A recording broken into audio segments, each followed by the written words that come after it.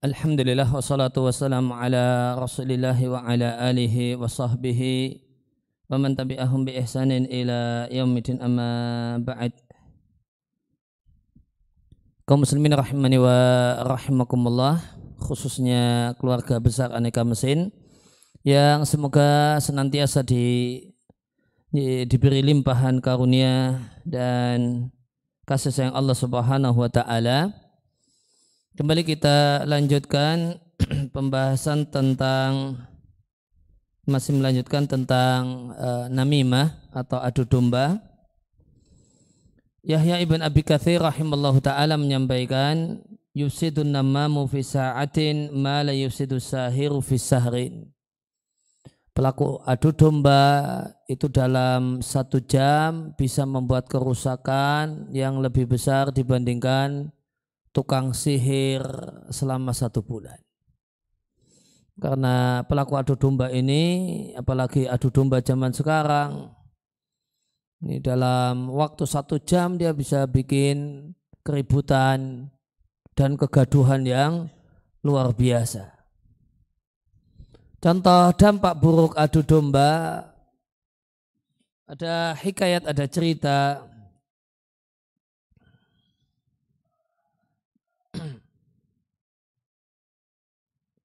Ada seorang yang menawar budak, mau beli budak. Lantas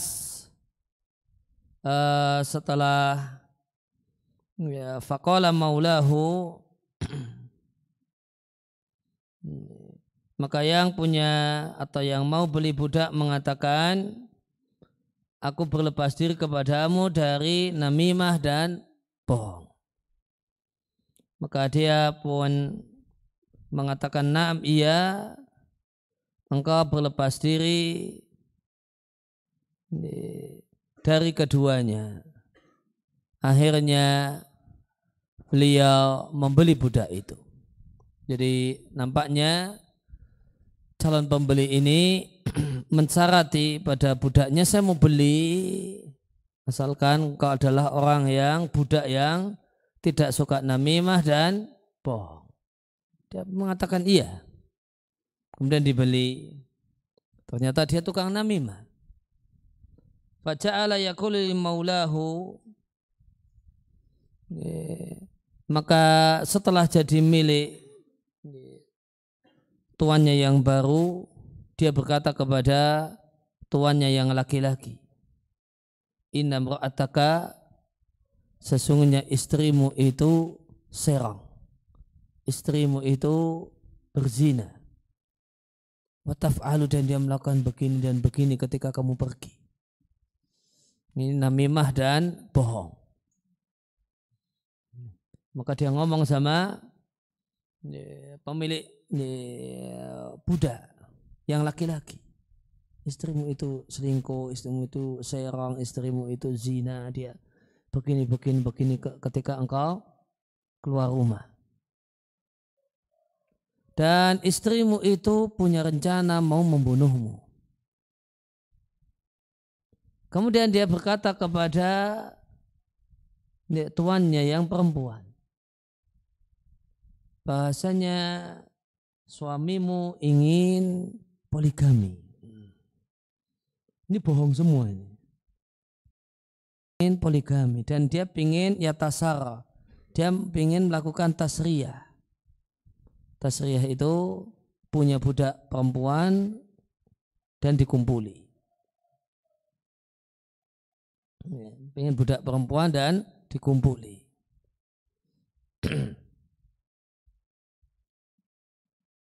Dan ini kemudahan laki-laki zaman dulu. Kalau dari sudut pandang laki-laki, secara umum kondisi masyarakatnya belum ada emansipasi, belum ada feminis, macam-macam. Jadi poligami mudah dan masih ada budak. Seorang laki-laki bisa punya budak dan budak itu boleh dia kumpuli, budak perempuan itu boleh dikumpuli. Kalau dia poligami maksimal 4, kalau budak itu tidak ada maksimalnya. Jadi yang hasratnya tinggi itu tinggal poligami tambah punya budak 10 selesai.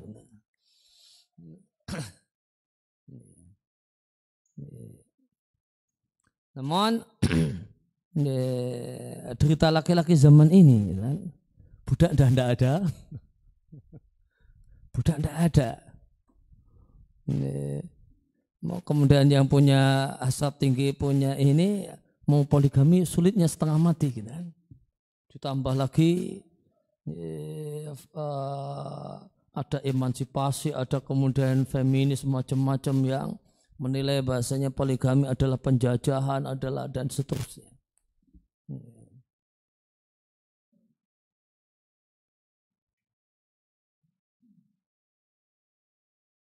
Nah, maka kemudian kata budak ini kepada tuannya yang perempuan, jika engkau ingin suamimu sayang kepadamu, karena saking sayangnya sehingga tidak mau poligami dan tidak mau beli budak perempuan, cari budak perempuan dan membelinya untuk dikumpuli. Maka kata budak laki-laki ini, maka ambillah pisau yang tajam. Maka ambillah pisau cukur, keroklah bulu kemaluan suamimu.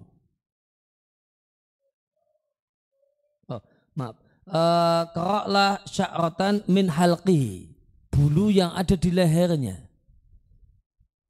ketika dia tidur.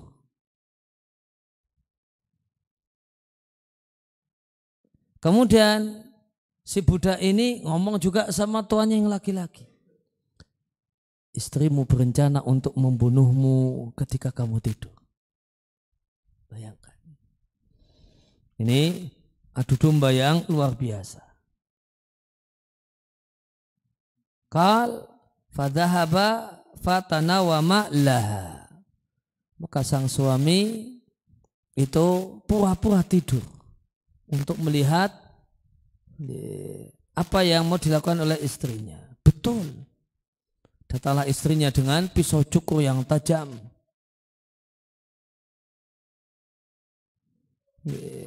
Untuk tadi mau ngerok bulu yang ada di leher suaminya. Karena itu dianggap kata budak tadi haji-haji itu. Kalau itu pelet. Haji-haji trik supaya suami sayang istri. Namun dia ngebisikin sama suaminya kalau ini mau membunuh.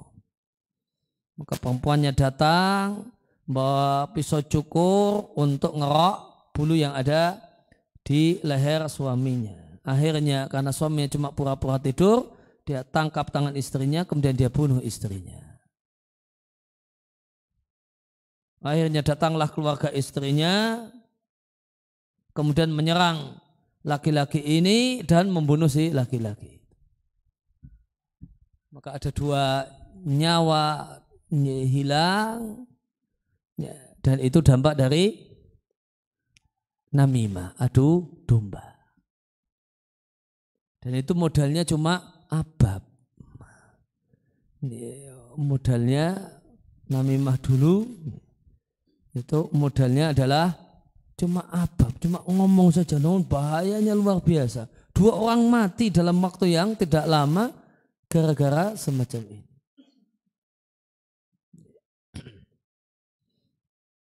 Ya, kalau namimah di era medsos, modalnya SS, ngetek sama kuota,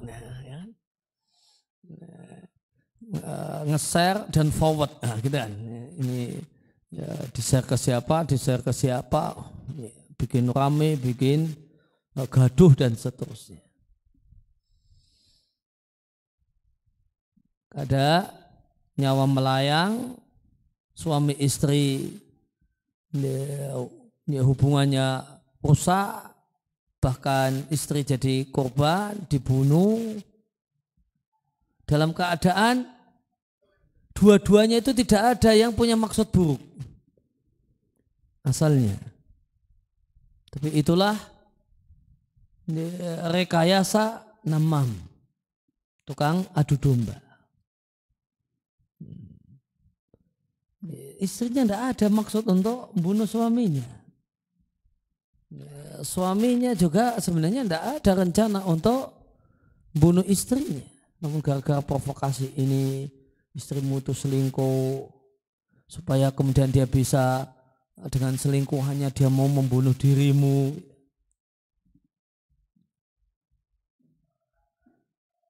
Ya, kemudian kita lanjutkan pada penyakit lisan yang ke-10, yaitu kalam bil lisanain. Kenapa Pak?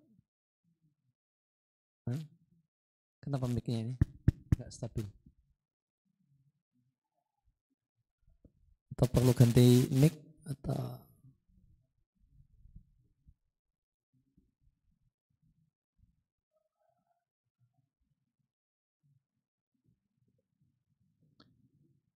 Ya, kemudian yang ke-10 itu adalah dosa lisan, penyakit lisan dalam bentuk pemilik dua lidah atau pemilik dua wajah.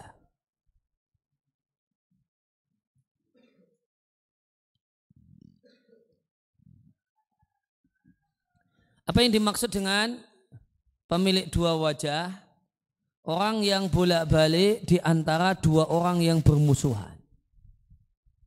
Kalau namimah itu membuat dua orang yang semula akrab jadi bermusuhan, suami istri jadi saling benci, itu namimah. Dia kompor-kompori, dia datang, dia yang saling, yang semula hubungannya baik jadi pecah, jadi rusak gara-gara namimah. Itu namimah. Kalau yang disebut dengan dalam agama kita dengan istilah pemilik dua wajah,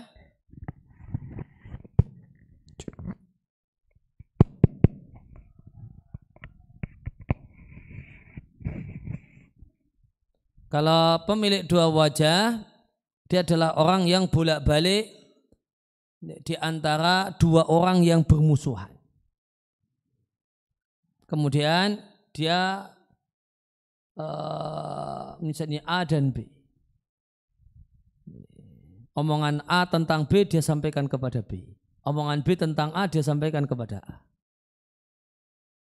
Dan ini memang sejak asal sudah bermusuhan. Kalau namimah itu sebelumnya tidak musuhan. Gara-gara namimah jadi musuhan. Tapi kalau pemilik dua wajah ini dua orang sudah bermusuhan. Dia cuma tambah manas-manasi. Dia datang ke tempatnya A, ngobrol di tempatnya A, seakan-akan saya temanmu. Saya pro dengan dirimu. Akhirnya A mengeluarkan semua unek-uneknya tentang B. Gitu. Nah, unek-uneknya ini dilaporkan kepada B. Dia datang juga ke tempatnya B, duduk bersama B dan mengesankan dan mengatakan saya itu pro dirimu. Saya itu pendukung setiamu. Akhirnya B kemudian ngomong sepuasnya tentang A karena dia merasa ngomong di depan pendukungnya. Yang tentu seandainya dia tahu kalau nanti akan dilaporkan A, dia tidak akan ngomong seperti itu. Maka keluar semua unek-uneknya B tentang A. Kemudian sama orang ini, nah itu dilaporkan kepada A. Nah ini namanya, dan di masing-masing tempat dia mengatakan saya pendukungmu, saya kawanmu, saya bersamamu, saya ada di sampingmu, saya pendukung setiamu dan seterusnya. Mas yang ini mas keren mas, tolong pindah sini mas. Nah, ya.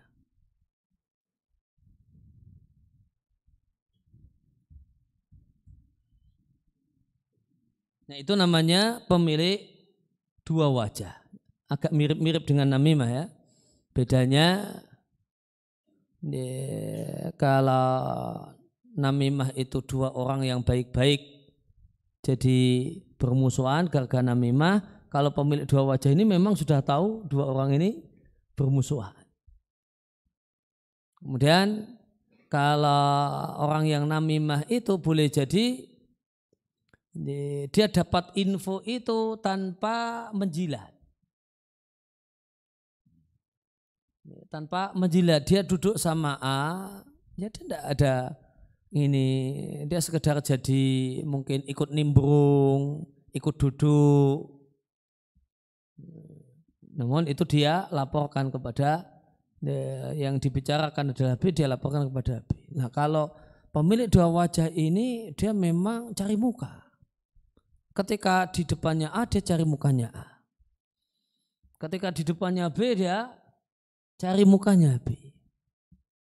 Itu namanya pemilik dua wajah. Wa yukallimu kulla wahidin bi kalamin yuwafiquhu.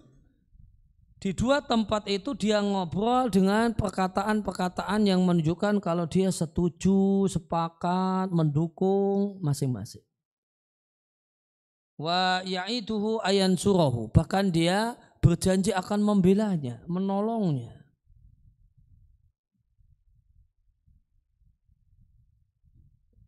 Wa yuthni 'alal awahidi fi wajhihi. Dia memuji seseorang di depannya dan mencelanya di depan orang lain. Nah, pemilik dua wajah itu ketika ketemu A dia muji-muji A. Oh, Anda itu begini sambil jelek-jelekkan B. Wah B itu orang tidak mutu itu begini. Di depan A demikian. Nanti ketika duduk sama B sebaliknya dia puji-puji si B, Anda orang kaya, dermawan, masya Allah. Itu sebelah itu orang kaya pelit, minta ampun. Nah, dia jelek-jelekkan si A untuk ngambil hatinya si B. Nah, ini namanya pemilik dua wajah. Dia itu ada wajah asli dan ada topeng. Dia punya, atau wajah aslinya yang mana itu ya? Yang jelas dia punya dua topeng.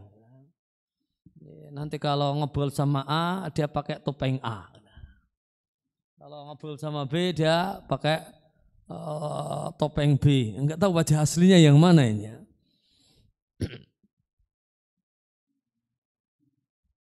Dalam hadis yang diriwayatkan Bukhari dan Muslim, Nabi menyampaikan inna syarran nasi dzul wajahain. Sesungguhnya manusia yang paling jahat itu pemilik dua wajah.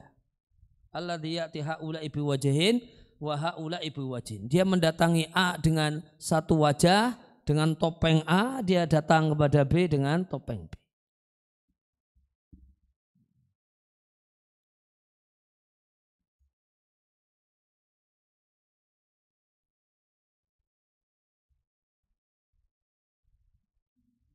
Maka Nabi sebut sebagai sejahat-jahat manusia.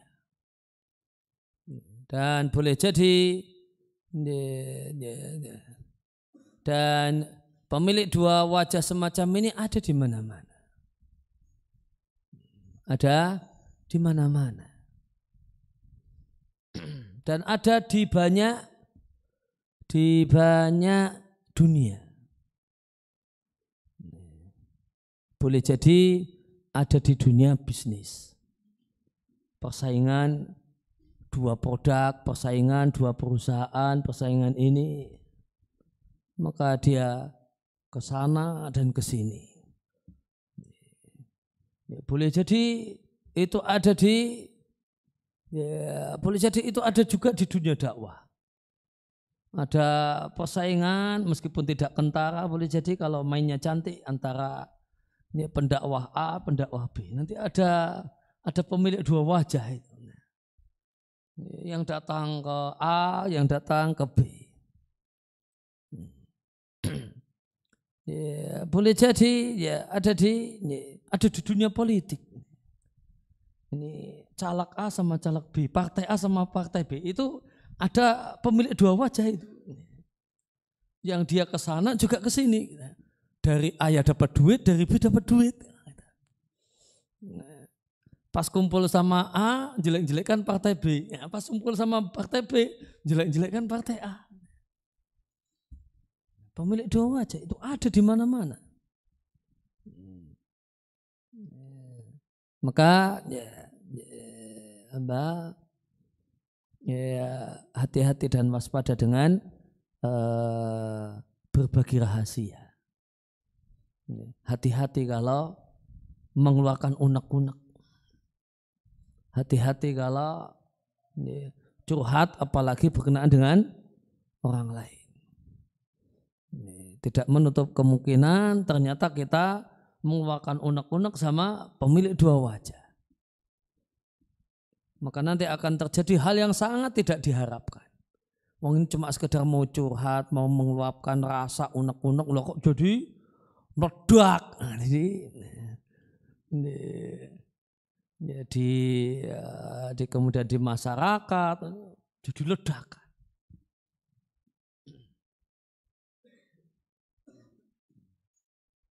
Maka bukan bermaksud buruk sangka, banyak orang yang dekat dengan kita itu tidak tulus dengan kita. Dia ada maunya. Dia ada maunya. Maka beda antara sodik dengan sodik gitu kalau dalam bahasa Arab. Dengan sekedar kawan dan orang yang tulus denganmu. Ya, kawan yang sejati adalah man sodakoka, orang yang tulus denganmu. Dia tidak punya pamrih, dia ini tulus bersahabat, tulus dalam kedekatan dan seterusnya. Namun itu manusia langka. Itu manusia langka. Banyak orang tidak demikian. Banyak orang itu dia menyelamatkan kepentingan pribadinya dan seterusnya meskipun harus menikam kawan dari belakang. Pemilik dua wajah itu kan menikam dari belakang. Dia boleh jadi teman dekat sama A. Akhirnya A bisa kemudian dengan nyaman kemudian mengeluarkan unek-unek perasaan jengkel dan seterusnya. Ternyata dia cerita kepada pemilik dua wajah, seorang yang rela menusuk kawan dari belakang.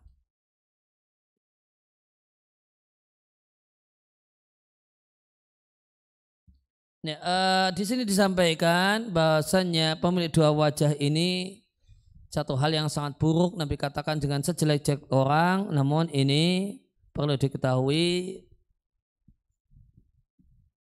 ini untuk orang yang tidak dalam kondisi terpaksa.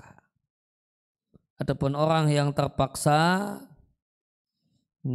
sehingga melakukan yang disebut mudarah kepada penguasa, hukumnya boleh.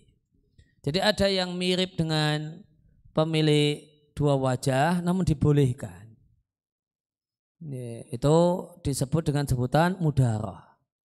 Mudarah itu menyelamatkan diri, mengamankan diri dari kejahatan orang yang jahat dengan sikap manis kepadanya. Tapi ingat, mudarah ini tidak boleh mengeluarkan kata-kata menyetujui kemaksiatan dan kejelekan.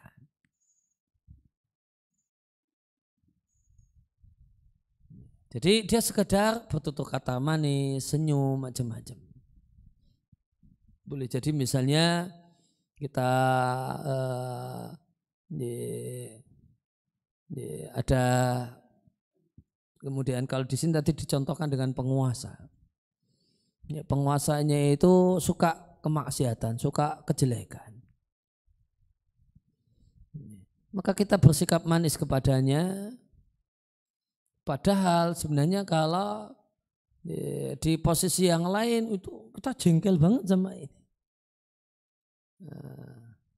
Tapi penguasa ini kalau kita tidak bersikap manis di belakangnya, di depannya bahaya. Bisa masuk penjara, bisa dan seterusnya. Maka diperbolehkan namanya mudarah. Tapi mudarah itu tidak boleh ada kalimat-kalimat dukungan kepada kejelekan dan keburukan. Hanya sekedar ngomong manis, menyapa, senyum gitu. Ngobrol sepertinya cair gitu. Padahal sebenarnya dongkol. Tapi gimana lagi supaya ya tidak mendapatkan kezalimannya, caranya demikian. Atau mungkin di kampung ada preman, ada ketua preman. Ini bosnya preman ini. Aslinya sih kita enggak sebel banget sama ini. Sebel banget. Namun kalau kita tidak bisa menjaga sikap dengan ini, dia ganggu masjid, ganggu pengajian, ganggu ini. Ya sudah, maka ketua premannya itu ya kadang dijak ngopi bareng. Nah, ngopinya ya bukan kelas ecek-ecek, namun kelas kelas wah, gitu. Dia ngobrol. Gitu. Akhirnya ketua premannya baik-baikan sama kita. Akhirnya anak buahnya juga nggak ganggu, misalnya nggak ganggu dakwah, nggak ganggu masjid, nggak ganggu pengajian, nggak ganggu, tidak melakukan gangguan. Nah, ini padahal kita itu dongkol sebenarnya. Tapi secara lahiriah kita bisa bersikap baik. Artinya ya mungkin bahasa lainnya mudarah itu pintar berpura-pura. Pintar berpura-pura. Tapi ini ada syaratnya, itu tidak boleh ada kalimat mendukung, memotivasi kemaksiatan yang dia lakukan. Kalau cuma sekedar ngejak ngopi, terus nanti ngobrolnya tentang keluarga, ngobrolnya tentang anak istrinya atau apa gitu ya. Dia ini meskipun preman ya juga punya bisnis gitu ya. Preman itu sambilan, meskipun ya itu lebih banyak duitnya daripada hasil upeti dari preman lebih banyak daripada ini. Tapi ya secara lahiriah mungkin punya bisnis sampingan. Ya, kita ngobrol tentang bisnis sampingannya gitu. Tapi tidak kemudian mendukung dia mungkin preman yang mendukung kejelekan, kemaksiatan, untuk yang itunya tidak kita puji-puji. Boleh jadi kita muji anaknya punya prestasi apa-apa gitu. Meskipun bapaknya preman, anaknya pintar ngaji, kita puji. Wah, anaknya masya Allah nih, begini gitu.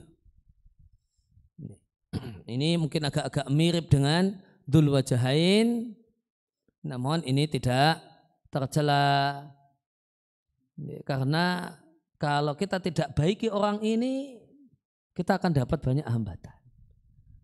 Maka kita boleh baiki dia dengan berpura-pura kepadanya dalam rangka mengamankan kebaikan. Ya, dalam rangka mengamankan kebaikan dengan catatan penting tidak ada kalimat dukungan pada kemaksiatannya. Sebagaimana kalau mudarah atau pandai berpura-pura ini, contohnya perkataan Abu Darda radhiyallahu taala anhu, beliau mengatakan, inna lanakshiru fi wujuhi aqwamin, sesungguhnya kami tersenyum di depan banyak orang, wa inna qulubana latal'anuhum, padahal hati kami melaknatnya.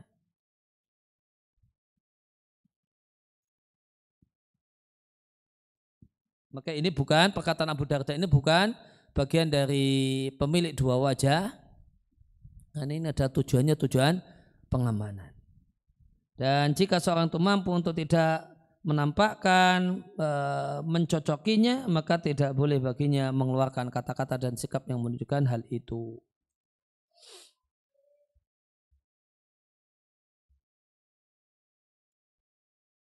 Kemudian penyakit lisan yang ke-11 adalah pujian.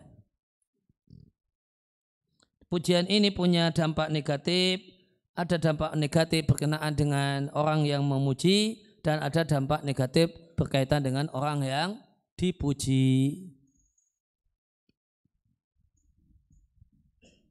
Adapun dampak negatif bagi orang yang memuji, maka terkadang seringkali orang itu mengucapkan sesuatu yang kalimat pujian, sesuatu yang tidak dia pastikan. Dan dia tidak punya jalan untuk mengetahuinya. Misalnya seorang itu mengatakan, oh ini orang wara, orang yang zuhud. Dan terkadang berlebihan dalam memuji sehingga berujung pada bohong. Dan terkadang memuji orang yang selayaknya dicela.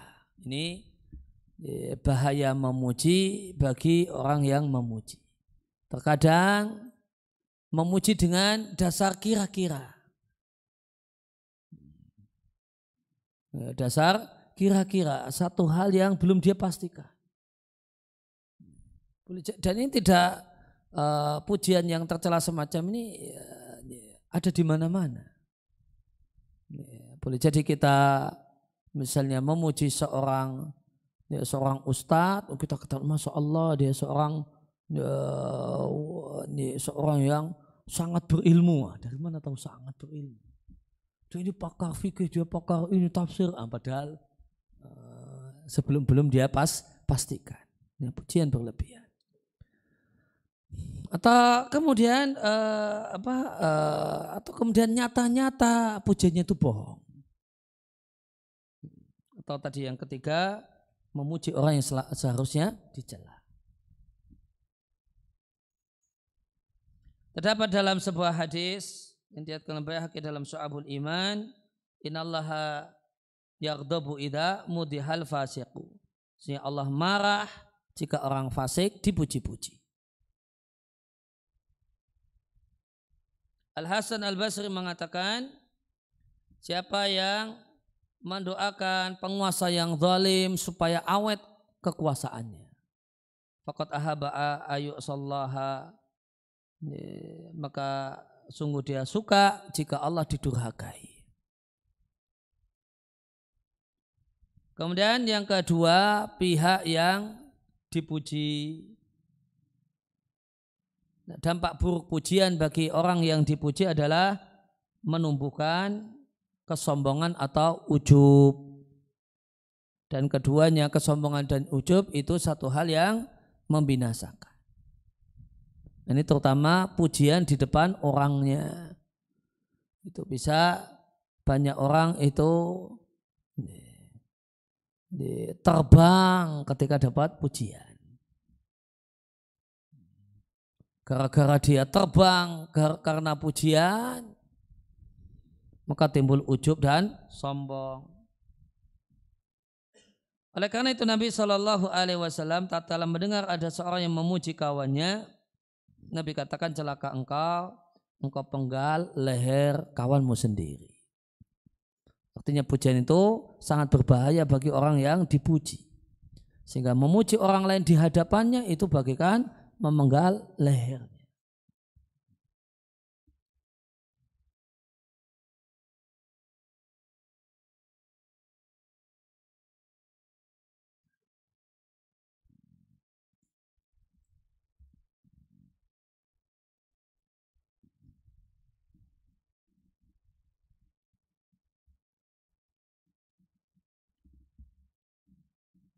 Ya, diriwayatkan dari Al Hasan Basri bahasanya Umar satu ketika duduk dan bersamanya tongkatnya. Ya, tongkat yang suka biasa dipakai oleh Umar untuk memukul orang, yang ini ditakuti oleh banyak orang. Tongkat pendek. Dan banyak orang ada sekeliling Umar. Tiba-tiba datanglah seorang yang bernama Jarud. Kemudian ada orang yang berkata Jarud itu adalah pemimpin Bani Rabi'ah. Umar mendengarnya, demikian juga orang-orang sekelilingnya, dan kalimat tersebut juga didengar oleh Jarud. Falamma dana minhu, maka setelah orang tersebut dekat dengan Umar atau Umar dekat dengannya, maka Umar memukul dengan tongkatnya, dia pukul orang itu.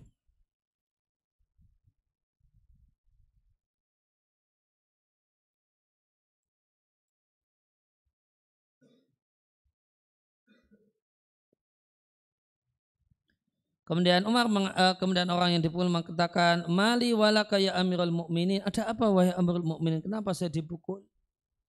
Beliau mengatakan, "Mali walaka?" Engkau bisa-bisanya bertanya mengapa? Tidakkah engkau mendengarnya? Kemudian orang tersebut mengatakan, saya mendengarnya. Lantas apa? Kata Umar, aku khawatir ada sebagian kalimat pujian itu bercampur dengan hatimu. Lantas oleh karena itu aku ingin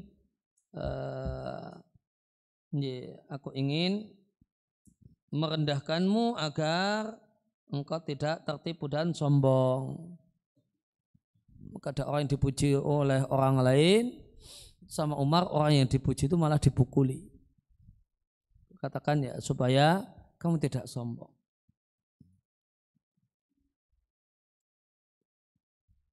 Ya, demikian bahaya pujian, karena jika seorang itu dipuji-puji ya, tentang dirinya, akhirnya dia menyangka kalau dia telah sampai maksud dan tujuan dan puncak. Akhirnya dia futur dan loyo untuk beramal. Oleh karena itu maka memuji orang di depan orangnya itu disebut dengan memenggal leher orang itu. Adapun jika pujian itu terbebas dari penyakit ini, baik yang memuji ataupun yang dipuji, hukumnya tidak mengapa. Karena Nabi Shallallahu Alaihi Wasallam menyanjung dan memuji Abu Bakar dan Umar radhiallahu anhuma dan para sahabat yang lain. Menjadi kewajiban orang yang dipuji untuk sangat hati-hati dan waspada dari penyakit sombong, ujub dan loyo dalam beramal. Dan tidak akan ada orang yang selamat dari penyakit ini, sombong, ujub dan loyo dalam beramal, kecuali orang yang sadar diri dan berpikir dan memikirkan bahasanya orang yang memuji itu seandainya tahu siapakah dirinya, sebagaimana dia tahu dirinya sendiri, maka tidak akan berani memujinya.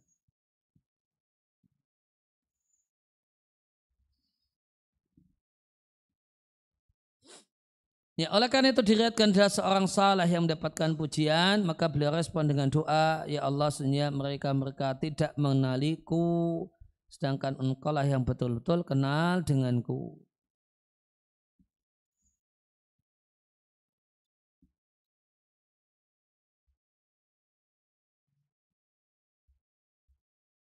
Ya, kemudian penyakit lisan yang ke-12, kesalahan dalam isi perkataan dan itu berkenaan dengan masalah agama.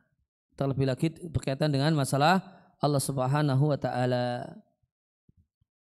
Dan tidak ada yang mampu untuk meluruskan hal semacam ini kecuali ulama yang fasih. Maka siapa yang tidak maksimal dalam ilmu dan kefasihan, maka perkataannya tidak lepas dari ketergenciran. Akan tetapi Allah memaafkannya karena ketidaktahuan. Contohnya kesalahan dalam bertutur kata yang berkenaan dengan masalah agama. Contohnya adalah diatkan dari Nabi Sallallahu Alaihi Wasallam, Nabi melarang ucapan Masya Allah wa syi'ta. Masya Allah ini karena kehendak Allah dan karena kehendak kita bersama. Namun katakanlah Masya Allah thumma syi'ta. Namun yang tepat Masya Allah dan inilah sebagaimana yang engkau harapkan. Maka pakai thumma Masya Allah thumma syi'ta, bukan Masya Allah wa syi'ta.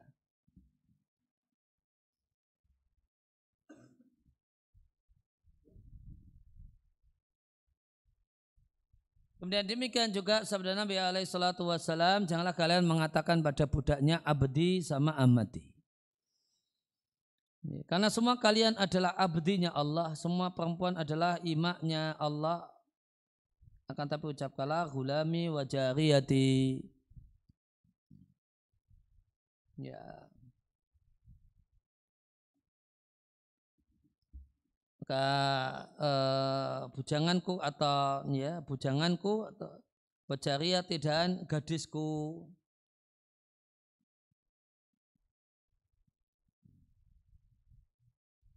Kemudian Ibrahim An-Nakhai mengatakan tentang bahaya mencela orang pakai kosakata hewan, dari mulai jangkrik sampai yang lebih tinggi. Kata Ibrahim An-Nakhai, idza qala rajul li rajul, jika seorang itu ngejek kawannya dengan mengatakan hei keledai, hei babi, atau hewan yang lainnya, dan ini perlu diketahui, ejekan olokan dengan semacam ini dosanya dua. Dosa ngejek, ngolok-ngolok, yang kemudian yang kedua dosa bohong. Yang dia olok-olok itu manusia kok dia bilang babi. Sejak kapan ini berubah wujud jadi babi? Babi ngepet dia. Nah, kan enggak, dia manusia. Kok dibilang jangkrik? Kapan dia ngekrik-ngekrik? Krik-krik-krik, enggak pernah. Kok dibilang jangkrik? Bohong. Maka dosanya double. Ngejek, ngolok-ngolok, mencaci, ngumpat. Kemudian yang kedua adalah dosa bohong. Kata ulama tabi'in Ibrahim An-Nakhai, beliau katakan, jika seorang itu mencela orang lain dengan mengatakan hei keledai, hei babi, maka pada hari kiamat akan ditanyakan kepadanya, ara'aitani khalaqtahu himaran wa fulan, apakah engkau lihat aku Allah menciptakan dia itu sebagai keledai? Ara'aitani khalaqtuhu khinziran, tidakkah engkau lihat aku, bahasanya aku menciptakannya sebagai babi?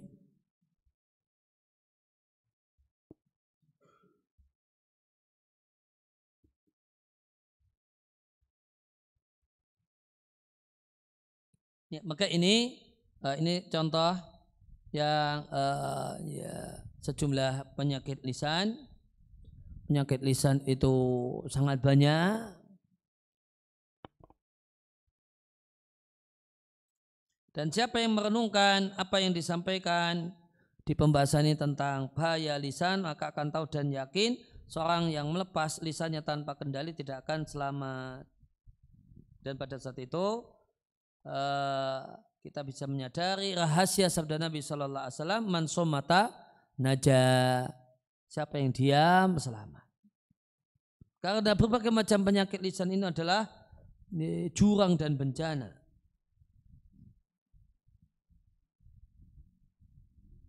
Ya, maka berbagai macam ini adalah kebinasaan.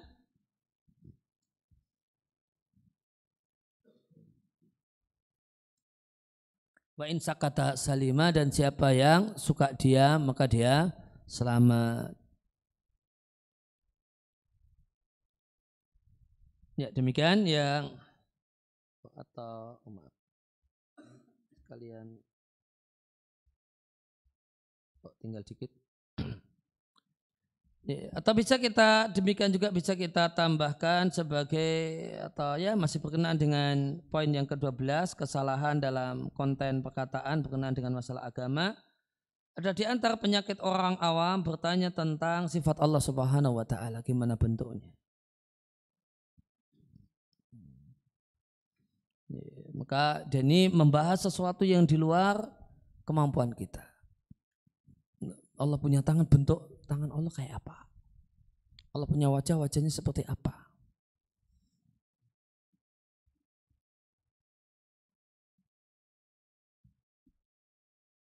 Dan ketahuilah bahasanya setan sering membuat khayalan bagi orang awam. Bahasanya ketika orang awam itu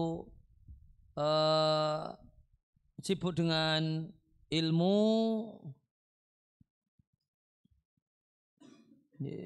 dengan hal yang berkenaan dengan agama, maka dia akan merasa dirinya adalah ulama, orang yang istimewa. Maka setan terus menerus membuat dia menyukai hal tersebut, sehingga akhirnya dia berbicara sesuatu yang statusnya kekafiran tanpa dia sadar. Nabi SAW mengatakan, segera banyak orang yang bertanya dengan mengatakan, ini ciptaan Allah, ini ciptaan Allah. Lantas apa Allah yang menciptakan?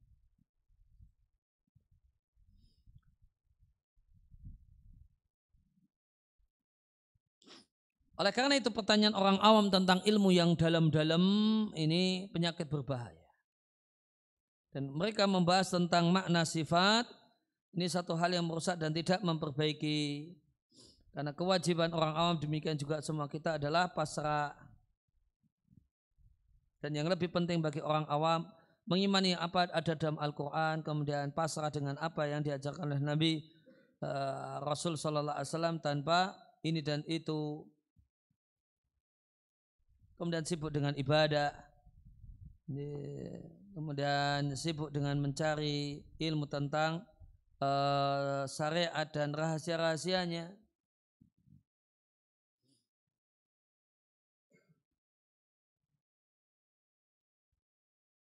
Ya, demikian yang kita kaji kesempatan kali ini. Wassallallahu ala nabiyina Muhammadin wa ala alihi wasallam wa akhiru da'wana alhamdulillahirabbil alamin. Silakan jika ada pertanyaan sebelum kita akhiri.